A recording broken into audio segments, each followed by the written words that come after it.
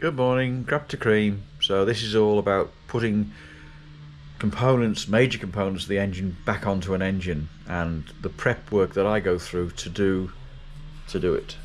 So on the Range Rover, when I took it apart, I took the water pump off, then I took the front cover off. I didn't actually know I was taking the front cover off at the time, but due to what I found, it was a better decision to take the whole lot off, make new gaskets, or get a new gasket, rejoint it all, put it back together again.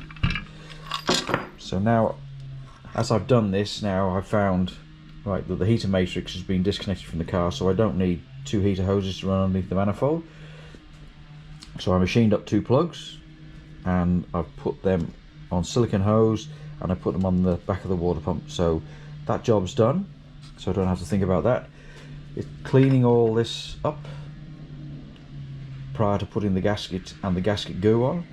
Also deciding where you're going to put the gasket goo. So for me, I'm going to put it around the water connections, which are here and here. The oil section I'm going to leave, and I'm going to put a bit on this joint here. I'm going to leave the oil pump off, because when I took this front cover off, the oil pump was on, and it was very difficult to get to this bolt. And if I'm putting it back in with the oil pump on, I can't get a torque wrench onto this bolt to tighten it up.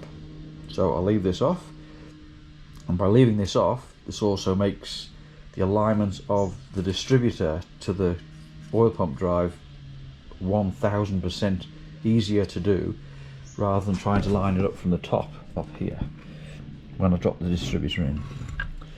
So you just think it through about what you can and can't do, and what's better and what's worse for what you do. Okay, so what I then move on to the engine. So as you may have seen, when I was taking it apart, I found a problem with this bolt hole here, that it had corroded into the cooling water jacket. So I thought about different ways of fixing that, like putting a bit of goo in here on my finger, but it was always, as you can still see, wet. So what I did was I put some JB Weld metal in the hole, and then I put the bolt in, and I pushed the JB Weld into the hole at the bottom of this hole. Then I retapped this hole. All these bolt holes have now been retapped, so I know that all the bolts screw in easily. Everything's cleaned. So these are the water connections, so I'll put a bit of goo around this one, a bit of goo around this one, and then this down here on this corner here, and this corner here. So I'll put them. I'm going to take the sump off at a later date, so I'm not going to put much goo on that at all, really. Alright, so then you make sure you got all your bolts, all your nuts and bolts. So nuts, washers. I've got the two sump bolts over here, so they come in obviously from underneath. I've got all the bolts in their respective holes, so I know I've got all the bolts. So this one goes in here, this one goes in here, sorry, this one goes in there. So these two go one, this one goes in there, that one goes in there, sorry, this one goes in here. Then there's a stud that comes through this one here, and this is a dowel hole. So I'm not mounting the aircon compressor again, and this one goes in here. So that's there. So all the bolts are all in their place, so I know I've got all the bolts. They've all been cleaned up, all the holes where the bolts go have been all clean, so I can get as accurate a torque as I can out of them. So that's it, they're all done now. Alright, so this is now more or less ready to go back in again. So I'll make that so also you make sure you've got your sealant compound, you've got your nozzle that goes on the end, with the end actually cut off and it's unblocked, so you're not messing around trying to unblock things like that. You want torque wrench setting from the book, so I've got that there. Then I've got a torque wrench, and that's set to the torque figure for the bolts, so that I don't have to think about that. Got a wire brush handy, so that if I need to clean anything up, I can clean it up. And I've got obviously the gasket, so I've got a new gasket here, so you can see that. There's the new gasket.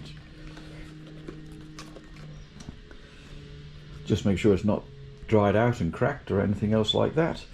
I've done my modifications to the oil pump housing, or cover, sorry. So I had to put a pressure sensor on there. It looks pretty ugly, but this option was a lot cheaper and a lot more efficient to do than getting a genuine one to go into a gauge that would cost a fortune from Range Rover.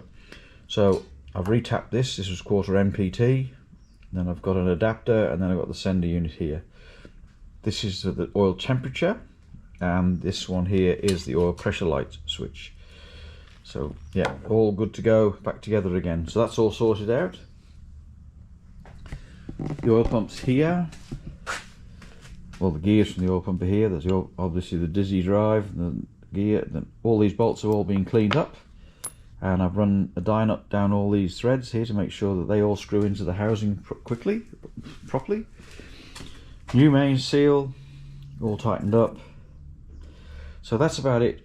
And now I'll put the goo on, put the gasket on, and then put the front cover on and tighten it all up.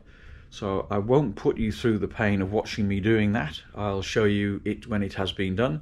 This is more a video about how I prep prior to putting something back together again. Just thinking things through, making sure that I got all the things that I need, everything's prepped. There's always something you'll forget, but this is the way that I try and remember as much as I can, so that yeah, it goes together relatively straightforward.